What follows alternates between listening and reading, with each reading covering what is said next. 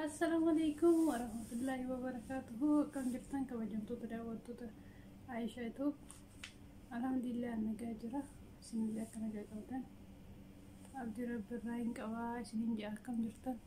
Fayyaa jirtanii?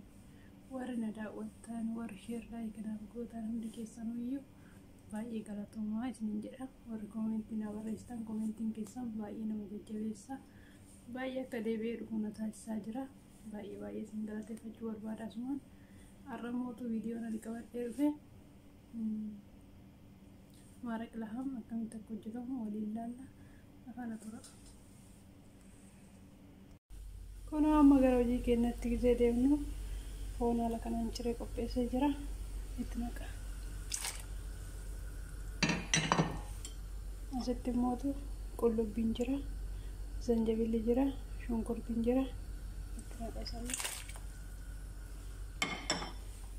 Asitti immoo qurunfudiin jira, heeliin jira, kun immoo waraq jedhama, hundaarsiin jedhama. Hundi isaatu bakka tokkotti naqa. Sooddiitti immoo kun dinniitti naqa.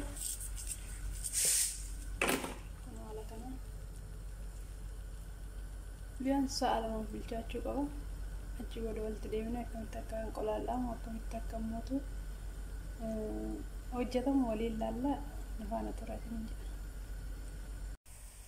Kun amma deebi'ee dhufee jira. Foon bilchaate bishaaniin gargar baasee jira. Kun bishaan foon ittiin bilcheesse kana fakkaata. Foon immoo asitti baasee kana keessaa qopheesseera. Wanta hojjechuuf nu barbaachisan immoo asitti dinnicha qopheeffachuu jira. Qimama hundaatis qopheesseera. Asitti immoo boloqqee suuriyaa qopheesseera. Kun immoo asbaraadha. Asitti kana keessatti boloqqee naqee addasaa jira. Amma kanatti naquu qabna. Akka shunkurtiin xiqqoo qopheessee jira. Kanatti naqee ittiin qolaallaa. Kunis shunkurtiin gisee sirriitti xabbafamu hangasi cimamuufi waan hundaatti naqa. Wajjin turaa isiniin jedhamu.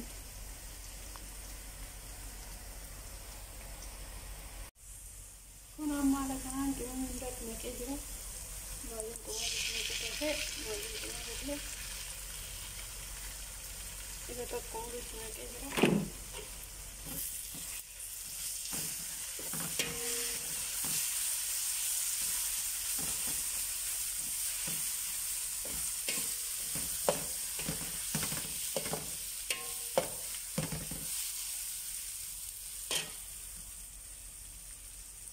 Bishaan itti naquuf hafaa. Bishaan inni akka foon ittiin bilcheessuu kan jechuudha. Asirratti kan itti naqu.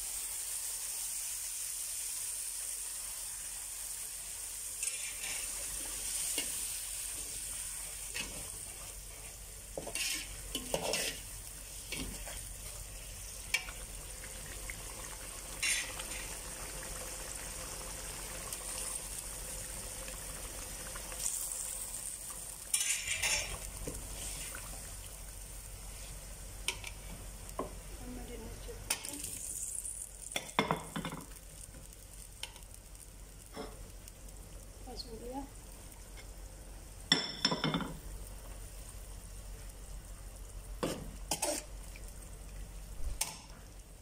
Foon bilchaatee jira. Bakka xiqqoo kuduraa hojjechuutii kan hojjetu.